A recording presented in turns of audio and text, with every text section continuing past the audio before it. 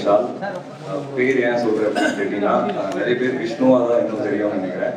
So Vishnu Vishal, என்னோட உண்மையான பேர் விஷால்.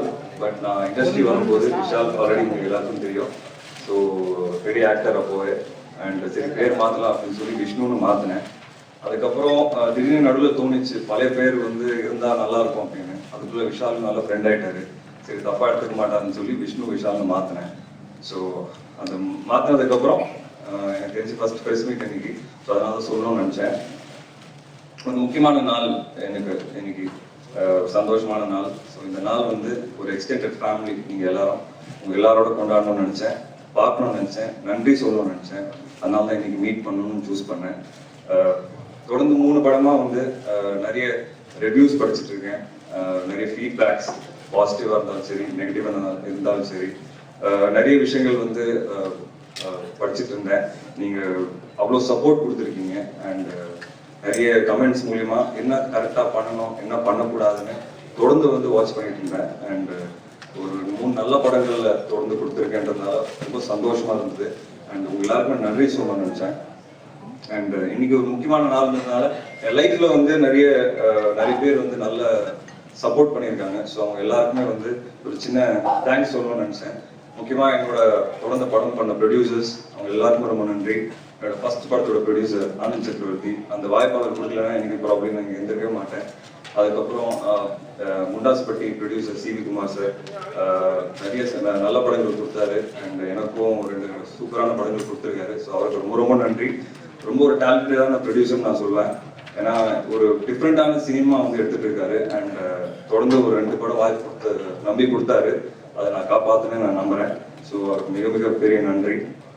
அதே மாதிரி என்னோட friends producer Vishal and Arya 2 பேரும் வந்து ரொம்ப குரூஷியலான டைம்ல வந்து லைஃப்ல சப்போர்ட் பண்ணாங்க. ஸோ அவங்களுக்கும் ரொம்ப நன்றி. அதே மாதிரி என்னோட future producer mister AVR Anbuvel Rajan, அடுத்த படம் அவரை தான் பண்றேன். ஸோ அவருக்கும் ரொம்ப நன்றி. அதே மாதிரி என்னோட டைரக்டர் சுசீந்திரன் சார், ஃபர்ஸ்ட் படத்தோட டைரக்டர், பெரிய வாய்ப்பு கொடுத்தாரு ஃபர்ஸ்ட் படத்திலே. அது வந்து இவ்வளோ பெரிய வாய்ப்பாக மாறும் நாங்கள் யாருமே நினச்சி பார்க்கல படம் பண்ணும்போது. அது வந்து ஒரு நல்ல படமாக அமையும் போது ஒரு சின்ன பயம் வந்தது மனசுக்குள்ள, எப்படி இதுக்கப்புறம் தாக்கு பிடிக்க போகிறோம் அப்படின்னு. பட் இன்னைக்கு ஒரு 8 படம் பண்ணிட்டேன். அதுக்கு ஒரு முக்கியமான காரணம் என்னோட ஒரு காட்ஃபாதராக கூட சொல்லலாம், director Suseenthiran sir, Seenu Ramasamy sir. எனக்கு தெரிஞ்சு நீர் பறவை படத்துக்கு அப்புறமா தான் எனக்கே ஒரு சின்ன ஒரு நடிப்பு மேலே ஒரு சின்ன இது வந்தது, இன்ட்ரெஸ்ட் வந்தது. இன்னும் நல்லா நடிக்கணும், இன்னும் நிறைய விஷயங்கள் இருக்கு நடிப்புல, நம்ம இப்பதான் கத்துக்க ஆரம்பிச்சிருக்கோம் அப்படின்னு சொல்லி ஒரு நம்பிக்கை கொடுத்தாரு சீனு ராமசாமி சார். அதுக்கப்புறம் திருப்பி இடம்பொரு லெவலில் வந்து 2வது படம் ஒன்றா பண்ணோம். ஸோ அவர் ரொம்ப ரொம்ப இம்பார்ட்டன்ட் பார்ட் பிளே பண்ணியிருக்காரு இது வரைக்கும் என்னோட கரியர்ல. அதே மாதிரி புது டைரக்டர்ஸ், சுசீந்திரன் சாரோட ஃபர்ஸ்ட் படம் பண்ணும்போது அவரும் புதுசு. அதுக்கப்புறம் முண்டாஸ்பட்டி டைரக்டர் ராம், அதுக்கப்புறம் இன்டர்நெட் டைரக்டர் ரவி. ஸோ 3 படமும் வந்து எனக்கு ரொம்ப வித்தியாசமான பேர் வாங்கி கொடுத்த படங்கள். அண்ட் 3 டைரக்டர்ஸும் வந்து ரொம்ப ரொம்ப க்ரூஷியல் ரோல் பிளே பண்ணியிருக்காங்க. ஏன்னா எல்லாரோட பேட்டர்ன் பார்த்தீங்கன்னா டோட்டலாக வேற பேட்டர்னாக இருக்கும். அண்ட் நான் அவங்கள நம்பினேன். அந்த நம்பிக்கை வந்து ரொம்ப சூப்பராக வந்து எனக்கு திருப்பி கொடுத்தாங்க ஒரு பரிசா. அண்ட் அதே மாதிரி நானும் அவங்க நம்பிக்கையை வந்து கீப் அப் பண்ணுறதுக்கு ரொம்ப ட்ரை பண்ணேன். And I hope I lived up to their expectations. அதுக்கப்புறம் ஃபாக்ஸ் ப்ரொடக்ஷன்ஸ், அவங்க வந்து முண்டாஸ்பட்டி படம் பண்ணும்போது ஒரு சிவி குமாரோட சேர்ந்து பண்ணாங்க. ஸோ ரொம்ப பெரிய ரிலீஸ் பண்ணாங்க படத்தை. அதே மாதிரி அவங்களோட பப்ளிசிட்டி ஸ்ட்ராட்டஜியே பார்த்தீங்கன்னா ரொம்ப வித்தியாசமாக இருந்தது, நிறைய கற்றுக்கணும். ஸோ பப்ளிக் கிட்ட எப்படி ரீச் ஆகணும், இந்த முண்டாஸ்பட்டி ஆப்லாம் பண்ணாங்க. ஸோ இந்த மாதிரி பெரிய பெரிய நேம்ஸோட வந்து 8 படத்துக்குள்ள வந்து எனக்கு ஒர்க் பண்ணுறதுக்கு வாய்ப்பு கிடைச்சிது. So I'm really happy and really privilege. இந்த சீக்கிரமாக வந்து எனக்கு நிறைய விஷயங்கள் கற்றுக்கிட்டேன், இன்னும் நிறைய கற்றுக்கிறதுக்கு. அதுக்கப்புறம் என்னோட ஃப்ரெண்ட்ஷிப் பற்றி கண்டிப்பாக நான் சொல்லணும். இன்னைக்கு இருக்க காலகட்டத்தில் ஒருத்தர் வந்து படம் பார்த்து மெசேஜ் தான் அனுப்புவோம் பொதுவாக, படம் நல்லா இருக்கு, நல்லா இல்லை, இது பண்ணியிருக்கலாம், அது பண்ணியிருக்கலான்னு. பட் அதெல்லாம் மீறி ஒரு படத்தை பார்த்து நான் ரிலீஸ் பண்றேன் இந்த படத்தை உனக்காக அப்படின்னு விஷால் சொன்னார் அன்னைக்கு. அது வந்து கேட்கும்போது எனக்கு ரொம்ப ஆச்சரியமா இருந்தது. ஏன்னா ஒரு ஹீரோ படத்தை வந்து இன்னொரு ஹீரோ எடுத்து ரிலீஸ் பண்றது வந்து சின்ன விஷயம் கிடையாது. ஸோ எனக்கு தெரிஞ்ச ஒரு எல்டர் பிரதர் மாதிரி வந்து எனக்கு இன்னைக்கு வரைக்கும் இருக்கிறாரு. ஏதாவது ஒரு பிரச்சனை நாளைக்கு அவர்கிட்ட போய் நிற்கிற அளவுக்கு எனக்கு ஒரு ஃப்ரெண்ட் அவரு. ஸோ கண்டிப்பா வந்து he's played a very very important role and is always been my elder brother and என்னைக்குமே என் கூட நிற்பாரு. அதே மாதிரி ஆர்யா உங்களை எல்லாருக்கும் தெரியும், ஒரு படத்தை ப்ரொடியூஸ் பண்ணி வந்து அவ்வளோ நல்லபடியா வந்து ரீச் பண்ணி கொடுத்தாரு. இதெல்லாம் வந்து ஒரு கிஃப்ட் மாதிரி இருக்கு எனக்கு நினைச்சு பார்க்கும்போது. இந்த பாட்டு ப்ராப்ளி ஏன் போட்டுருப்பாங்கன்னா ஃபர்ஸ்ட் படத்தோட ஞாபகங்கள் எனக்கு திருப்பி வந்தது. நான் எவ்வளோ கஷ்டப்பட்டு இந்த இண்டஸ்ட்ரியில் வந்து 5.5 years ஆச்சு நான் வந்து ஃபர்ஸ்ட் படம் பண்ணுறதுக்கு. ஸோ அதுக்கப்புறம் இன்னைக்கு இப்படி ரீவைண்ட் பண்ணி பார்க்கும்போது இதெல்லாம் நமக்கு நடந்திருக்கான ஒரு ட்ரீம் மாதிரி தான் எனக்கு இருக்கு. பட் கண்டிப்பாக எனக்கு வந்து நல்ல நண்பர்கள், ரொம்ப முக்கியமான நண்பர்கள் கிடைச்சாங்க இண்டஸ்ட்ரியில். ஸோ இன்னைக்கு இவ்வளோ தூரம் வந்துருக்கு காரணமாகவே எனக்கு தெரிஞ்சு அவங்க ஒரு மேஜர் ரோல் ப்ளே பண்ணியிருக்காங்க. So bottom of my heart I really want to thank my friends. அதே மாதிரி விக்ராந்த் வந்து நாங்கள் 2 பேர் பயங்கர காம்படிட்டர் ஆன் த ஃபீல்ட். அவர் அதிகமாக அடிப்பானா, நான் அதிகமாக அடிப்பேனா, எப்போ எங்களுக்குள்ள ஒரு போட்டி இருக்கும். அது மீறி வந்து ஒரு போட்டிலாம் தாண்டி எங்கள் ஃப்ரெண்ட்ஷிப் பார்த்தீங்கன்னா பயங்கர ஸ்ட்ராங் ஆயிடுச்சு. அண்ட் நான் நிறைய வாட்டி சும்மா உட்காரும்போது அவங்க வீட்டிலலாம் போய் புலம்பிருக்கேன், என்னடா சும்மா உட்காந்துருக்க 1 வருஷம் ஆச்சு, அவ்வளோ எனர்ஜி கொடுப்பாங்க எனக்கு. ஸோ இந்த மாதிரியான நல்ல ஃப்ரெண்ட்ஸ் வந்து எனக்கு கிடைச்சதுக்கு ரொம்ப ரொம்ப சந்தோஷப்படுறேன். I am very lucky. And இந்த பர்த்டே அன்னைக்கு நான் கண்டிப்பாக எல்லாருக்கும் தேங்க் பண்ணணும்னு நினைக்கிறேன். அதே மாதிரி உதய் சார், எனக்கு கை உடைஞ்சது எல்லாருக்குமே தெரியும். அந்த டைம்ல வந்து ஒரு 4 மாசம் இந்த ஷூட்டிங்கை தள்ளி போட்டாரு. ஸோ அதெல்லாம் வந்து எல்லாருக்கும் ஈஸியான விஷயங்கள் இது நடக்காது. பட் லைக் காட்ஸ் கிரேஸ்ல எனக்கு நடந்திருக்கு.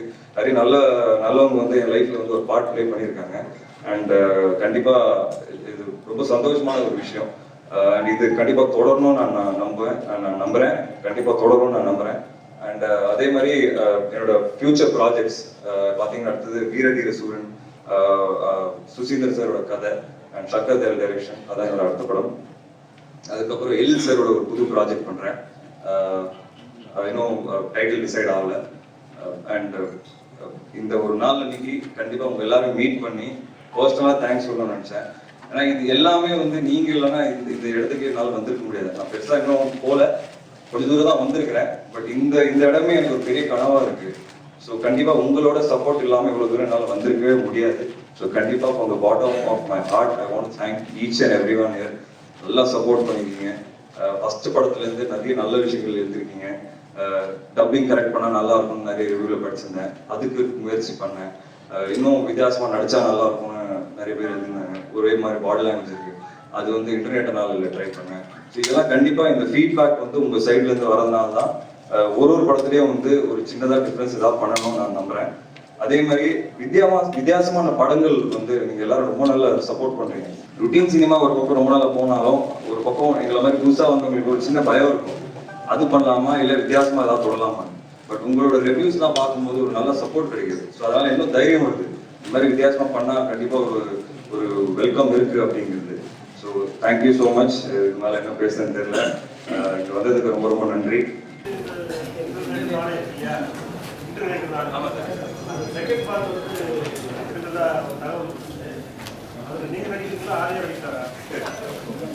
அது யார் நடிக்கிறாங்க எனக்கு இன்னும் தெரியல சார். பட் நானும் யாரையும் கண்டிப்பா நடிக்கல. இப்போதைக்கு எங்களுக்கு வந்து இன்ஃபர்மேஷன்ல யார் நடிக்கிறாங்க தெரியல. இல்லை அது என்னாச்சுன்னா ஒரு கதை ரெடி பண்ணாங்க, அதுக்கப்புறம் ஒரு படம் ரிலீஸ் ஆச்சு. நிறைய விஷயங்கள் அவங்க ரெடி பண்ணது அந்த படத்துல இருந்தது. ஸோ அவங்க அப்படியே அப்செட் ஆயிட்டாங்க.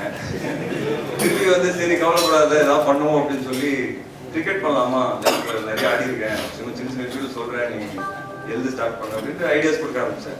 கொஞ்ச நாள் சுசி சார் ஃபோன் பண்ணாரு, கிரிக்கெட் பத்தி ஒரு படம் பண்ணலாமா அப்படின்னு கேட்டாரு. சொன்னேன் அவர்கிட்ட, சொன்ன ஒன்று போடா நான் இனிமேல் எழுதுறேன் அப்படின்ட்டு வச்சுட்டா. நீங்க வச்சுட்டு தான் இன்னும் அவர் எழுத ஆரம்பிக்கல திருப்பி. பட் கண்டிப்பா ஃபியூச்சர்ல இருக்கிறாங்க.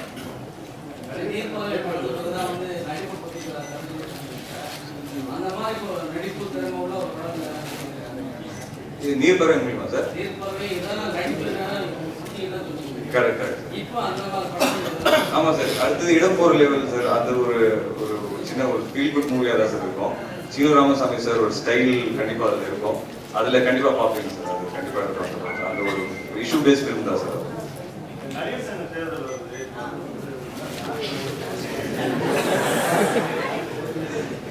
சார் ஓட்டு போடுறது அதை பத்தி தெரியல எனக்கு. பட் கண்டிப்பா சார் விஷால் என்னோட ரொம்ப க்ளோஸ் ஃப்ரெண்ட்.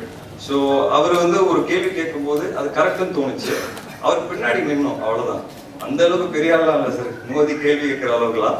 பட் ஒரு நல்ல விஷயம் கேட்டாரு, கேள்வி கேட்கிற தப்பு இல்லையே, பின்னாடி எல்லாம் நிற்போமேன்னு நின்னோம் சார். இது எங்க போய் முடிய போகுதுன்னு எனக்கு தெரியல. விஷால கேட்டாதான் தெரியும். லாஸ்ட் 5-6 மாசமா அவரும் ஷூட்டிங்ல பிஸியா இருக்கிறாரு. நாங்கள் அவ்வளோ முன்னாடி மாதிரி பேசிக்கல. ஸோ இதை பத்தி நான் டீட்டெயிலாக விசாரிக்கல. அவர் நிறைய பிரச்சாரங்கள்லாம் போயிட்டு இருக்கிறாரு. ஸோ எனக்கு பெருசா இதை பத்தி தெரியல சார். இப்போதான் ஒரு 3 படம் ஓரளவுக்கு ஓடி இருக்கு. எதுக்கு சார் ரிஸ்க்? வாழ்க்கை ஜாலியா போயிட்டு இருக்கு. இப்போதைக்கு இதுலேயே போகும் சார்.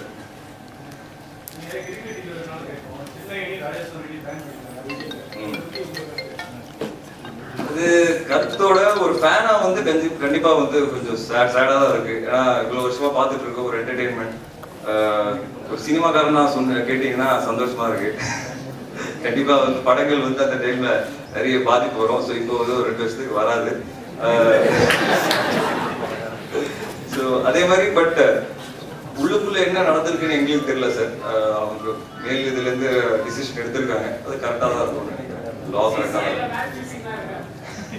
இருந்தா சொல்லுங்க சார், கொஞ்சம் சம்பாதிக்கலாம். இல்ல சார், அந்த அளவுக்குலாம் நாங்க ஆடலாம் சார், கிரிக்கெட் ஆடுறது. அதெல்லாம் ஒண்ணும் இல்ல sir. Vishnu female followers design का புது கெட்டப்ல ஹேர் கெட்டப்லாம் இருக்கு. ஃபீமேல் ஃபாலோவர்ஸ் டிசைன் का வந்து புரியல ஃபீமேல் ஃபாலோவர்ஸ் டிசைன் का நியூ ஸ்டைல் கெட்டப் பண்றோம். தெரியல சார் எனக்கு. சும்மா ஒரு சேஞ்ச் ஓவர் கொடுக்கணும்னு நினைச்சது. அதான் சார் ஃபர்ஸ்ட் படத்துக்கு அப்புறம் செகண்ட் அண்ட் தேர்ட் படத்தை ரொம்ப ட்ரை பண்ணிட்டேன். ஸோ ஒரு சின்ன பயம் வந்துருச்சு, நம்ம ரொம்ப ட்ரை பண்ணுவேனா, இப்போதைக்கு நார்மலா போவோம், கரெக்டான படங்கள் மட்டும் பண்ணுவோம், ஒரு தானே ஒரு டைம் வரும் அது சேஞ்ச் ஓவருக்கு. ஸோ எனக்கு தெரிஞ்சு இன்டர்நெட்னாலே ஒரு சின்ன சேஞ்ச் ஓவர் கிடைச்சது சார். பர்சனலாவே டிரெக்டர் ரொம்ப கிளியரா இருந்தாரு, நல்ல ஹேர் கட் கொடுத்து நல்ல ட்ரெஸ்ஸிங்லாம் கொடுத்து, ஒரு யதார்த்தமான பையனா இருந்தாலும் கொஞ்சம் நல்லா தெரியணும் அப்படிங்கிறது. Thank you sir. Thank you sir.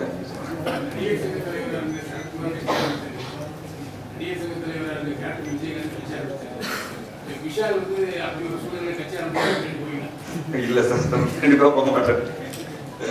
அந்த நாலேஜ் இருக்கிறவங்க போனாதான் சார் கரெக்டா இருக்கும். எனக்கு தெரிஞ்சு எனக்கு அந்த நாலேஜ் இல்ல சார். அவருக்கு இருக்கு சார். அவர் எப்போ என்ன பண்ணுவாரு யாருக்குமே தெரியாது. கிரிக்கெட் ஃபீல்ட்ல அவர் எப்போ என்ன டிசிஷன் எடுப்பாருன்னே தெரியாது. அப்படி சார் இல்ல இல்ல இல்ல அவருக்கு தெரியாது சார். எனக்கு அதெல்லாம் தெரியாதுனால அந்த மாதிரி விஷயங்களை எங்களுக்கு டிஸ்கஸ் பண்ண மாட்டாரு. கிரிக்கெட்டு கொஞ்சம் சினிமா டிஸ்கஸ் பண்ண அவ்வளவுதான்.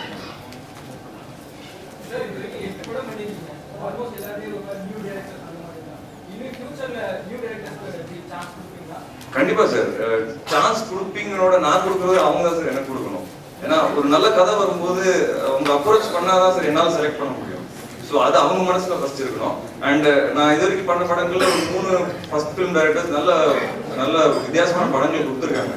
ஸோ கண்டிப்பா வந்து I'm always open to that. அதுக்காக வந்து ஒரு எக்ஸ்பீரியன்ஸ் டைரக்டர் வரும்போது கண்டிப்பா அவங்களுக்கு எடுத்த உடனே கதையை கேட்காம அப்படிலாம் இல்லை சார். எனக்கு ஒரு பழக்கம் இருக்கு, யாரா இருந்தாலும் கதை உட்காந்து கேட்டுட்டு அப்புறமா தான் சார் டிசைட் பண்ணுவேன். ஸோ கண்டிப்பா புது டைரக்டரா இருந்தாலும் சரி, எக்ஸ்பீரியன்ஸ் டைரக்டரா இருந்தாலும் சரி, உட்காந்து பேசிட்டு தான் கதை கேட்டு தான் சார் முடியும்.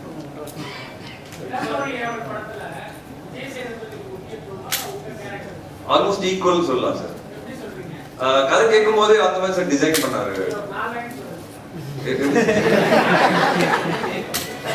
சரி, விஜய் சேதுபதி வந்து வெள்ளா கம்பெனில நடிச்சார் சார். அந்த கடைசியில கிக் அடிக்கிற விஜய் சேதுபதி தான்.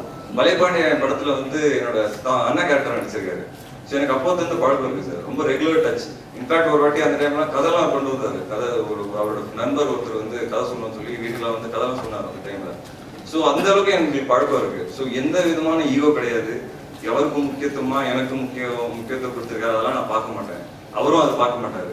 நான் ஸ்கிரிப்ட் படித்தேன், எங்கள் குரு சீனு ராமசாமி சார் 2 பேருக்கும் முக்கியமான வாய்ப்பு கொடுத்தாரு. எனக்கு தெரிஞ்சு அவரோட ஃபர்ஸ்ட் படத்துக்கு அப்புறம் தான் விஜய் சேதுபதிக்கு லைஃப் மாறிடுச்சு. எனக்கு வந்து நீர் பறவைக்கு அப்புறம் தான் நல்ல படங்கள் கிடைக்க ஆரம்பிச்சது. ஸோ கண்டிப்பாக அப்படி இருக்கிற ஒரு டைரக்டர் கிட்ட நான் உட்காந்து யாருக்கு சார் முக்கியத்துவம் கொடுத்துருக்கீங்கன்னு கேட்க மாட்டோம்.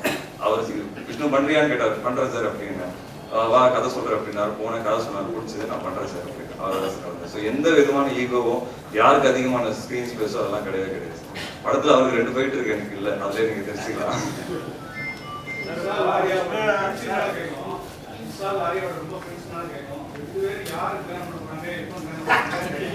இது டைம் மிஷின்ல போய் பார்த்தா சார் தெரியும் யார் யாருக்கு என்ன பண்ண போறாங்க. எங்களுக்கே அது ரொம்ப குழப்பமா தான் இருக்கும்.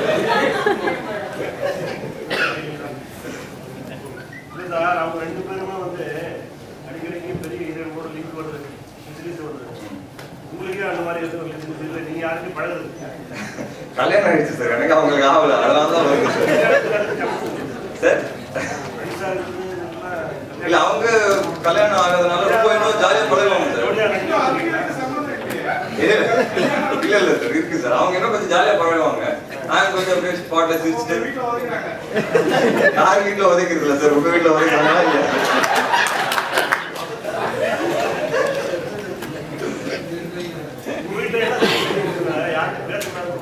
அப்படிலாம் ஒண்ணும் இல்லை சார். முன்னாடி பாத்தீங்கன்னா சினிமாவில் வர்றதுக்கு முன்னாடி எனக்கு என்ன ஞாபகம் இருக்கு, லவ் பண்ற டைம்ல அவங்க என்னோட ஃபாதர்-இன்-லா எல்லாருக்கும் தெரியும், கே நட்ராஜ். அவர் வந்து என் வைஃப் கிட்ட சொன்ன ஒரே ஒரு விஷயம் என்னன்னா, லைஃப்ல என்னன்னா பண்ணுங்க, லவ் மேரேஜ் பண்ணிக்கோ, இப்படி வேணா, எனக்கு அதை பத்தி ப்ராப்ளம் இல்லை, சினிமாக்காரன் மட்டும் கல்யாணம் பண்ணாத அப்படின்னு சொல்லியிருந்தாரு. ஸோ நான் வந்து லவ் பண்ணும்போது என் ஒய்ஃப் வந்து என்ன பண்ண போறேன், ஐ மீன் அப்போ ஃப்ரெண்ட்ஸ் தான், என்ன பண்ணிட்டு இருக்கேன், சினிமா ட்ரை பண்ணிட்டு இருக்கேன் அப்படின்னு சொன்னேன். சரி எனக்குலாம் எங்கே சினிமா செட் ஆகும்னு நினச்சிட்டாங்க. சரி பரவாயில்லன்ட்டு கொஞ்சம் ஃப்ரெண்ட்ஷிப் வச்சு அதுக்கப்புறம் லவ் பண்ண ஆரம்பிச்சோம். அதுக்கப்புறம் வாய்ப்புகள் கிடைக்கல, 5 வருஷம் ஆச்சு, ஜாப் ஜாயின் பண்ணிட்டேன். சரி அவ்வளோதான், ஓகே நம்ம நினச்ச மாதிரி சினிமா இல்லை அப்படின்னு நினச்சாங்க. அப்புறமா எனக்கு வெண்ணிலா கவிதைகள் வாய்ப்பு வந்தது. எனக்கு இன்னும் ஞாபகம் இருக்கு, மெரினா பீச்சில் உட்காந்து சொல்கிறேன் அவங்களுக்கு விஷயத்த, இந்த மாதிரி சினிமா வாய்ப்பு கிடைச்சிருக்கு அப்படின்னா அப்படியே அழுவ ஆரம்பிச்சிட்டேன் பயங்கரமாக. நான் உனக்கு அப்பயே சொன்னேன் வேணாம், எங்கள் அப்பா ஒத்துக்க மாட்டாரு அப்படின்ட்டு. சரி அப்படியே ரொம்ப ஒரு 1-2 hours பேசிட்டு இருந்தோம். சரி யோசிச்சுட்டு சொன்னேன், ஓகே அப்படிலாம் நான் சினிமா போக வேண்டியது இல்லை, வேணாம் சினிமா வேணாம், நான் ஜாபுக்கே போகிறேன் அப்படின்னு.